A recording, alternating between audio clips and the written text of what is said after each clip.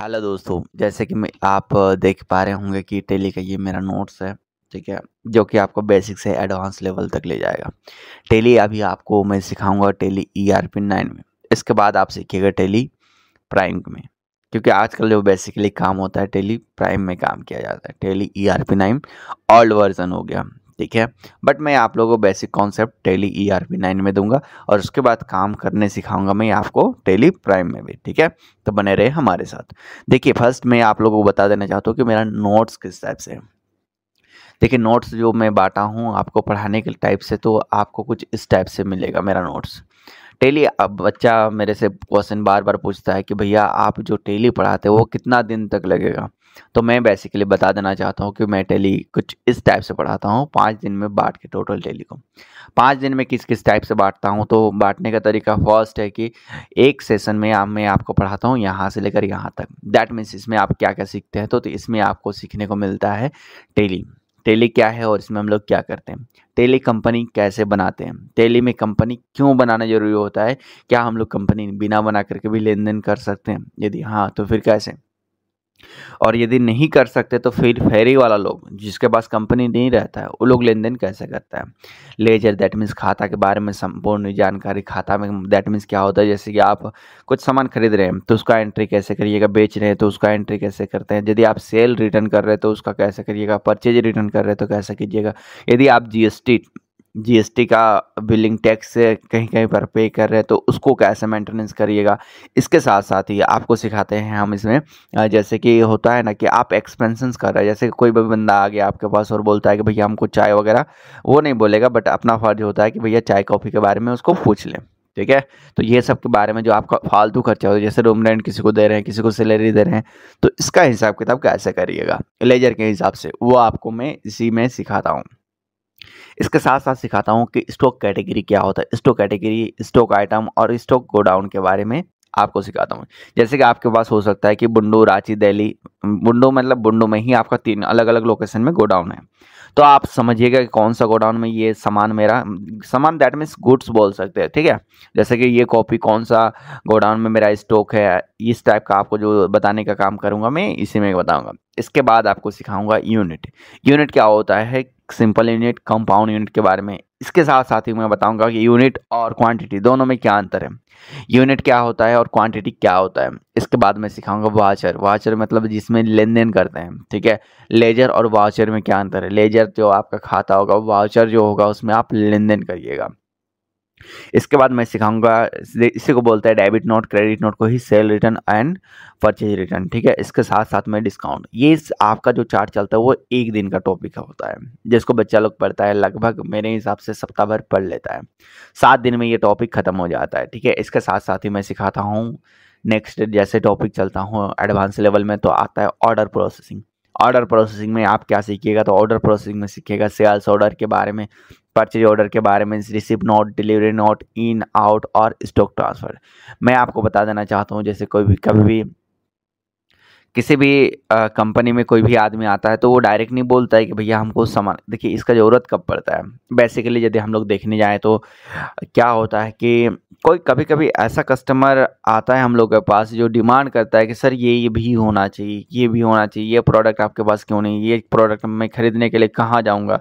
तो ऐसा करिए ना, ये प्रोडक्ट आप मँगवा दीजिए, ठीक है?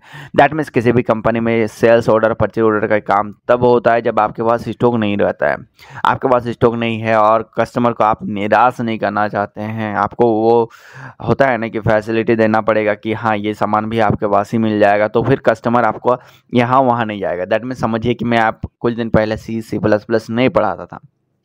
तो बच्चा ऐसा होता था कि बच्चा डिमांड करता था कि सर 11-12 का जो सी और सी प्लस प्लस है वो आप पढ़ा दीजिए। यदि आप नहीं पढ़ाते हैं तो आपकी जगह से स्टूडेंट निकल के कहीं और चले जाते हैं। इसके लिए क्या करना हुआ, मेरे को मेहनत करना हुआ और मैं अभी सी प्लस प्लस पढ़ा रहा हूँ। इसी टाइप से क्या होता है, सेल्स ऑर्डर, परचेज ऑर्डर, ये जो ऑर्डर प्रोसेसिंग का काम है, ये तब होता है जब आपके पास स्टॉक नहीं रहता है, लेकिन कोई कस्टमर डिमांड करता है कि भैया मेरे को ये सामान चाहिए चाहिए। तो फिर आप बोलते हैं कोई दिक्कत, आप लिखवा दीजिए, कुछ एडवांस पेमेंट कर दीजिए, आपको जो है ये आपको ये सामान कुछ दिन में मिल जाएगा। तो ये आपका होता है ऑर्डर प्रोसेसिंग में। इसके बाद मैं बताता हूँ आपको बजट के बारे में। बजट क्या होता है, जैसे कि आप किसी भी दुकान में जाते हैं तो आप अपना बजट बताते हैं। बजट दैट मीन्स क्या होता है, आप अपना एक लिमिटेड बताते हैं कि आप कपड़ा खरीदने गए हैं तो बोलते हैं कि भैया मेरे को इतने बजट तक का कपड़ा दिखाइए। ऐसा नहीं, उसके पास तो मान के लिए 5,000 का भी कपड़ा है, तो आप नहीं ना बोलिएगा कि भाई, क्योंकि देखिए आपका अपना बजट जानते हैं, अपना आपका औकात जानते हैं कि मेरा औकात अभी 1,000 तक का खरीदने का है। अब हम 5,000 का कपड़ा देखेंगे तो फिर बेइज्जती ना होगा भाई, लॉजिक सी बात है, आप वो नहीं खरीद पाइएगा क्योंकि आपका पॉकेट में 1,000 रुपया, तो आप क्या बोलिएगा 1,000 के रेंज में मेरे को दिखाइए। इसी टाइप का आपका बजट जो होता है कंपनी में यहाँ पर काम होता है। तो आप सोचते हैं कि 1 साल का बजट में आपको एक लिस्ट बनाऊंगा जिसमें क्या होगा कि मैं एक सामान इतना तक का खरीदूंगा, इतना तक का सेल करूंगा, इतना तक मैं खर्चा करूंगा, इतना तक मेरा रूम रेंट में देना होगा। इस टाइप का हम लोग एक बजट रेडी करते हैं, एक चार्ट रेडी करते हैं और उसके हिसाब से ही हम लोग कंपनी को रन करते हैं। ये आपको हम सिखाएंगे बजट में। इसके बाद आपका आता है टैक्स। टैक्स में मैं आपको सिखाऊंगा वेट, CST, GST और TDS के बारे में, ठीक है।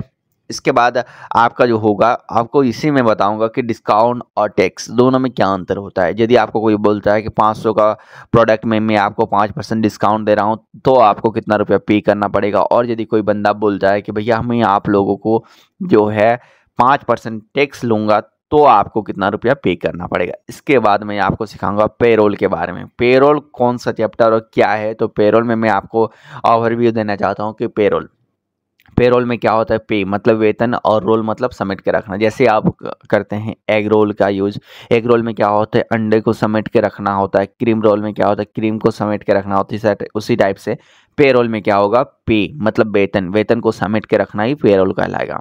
इसी टाइप का आपको सीखेगा। इसमें क्या सीखिएगा, जैसे आप एक एम्प्लॉय को सैलरी दे रहे हैं तो सैलरी के रूप में क्या क्या चीज़ दे रहे हैं, जैसे कि आप दे रहे हैं टीए आने जाने का खर्चा, BA basic allowance, DA MA HRA, ये सब आप क्या क्या दे रहे हैं, ये सब आपका आएगा पेरोल में।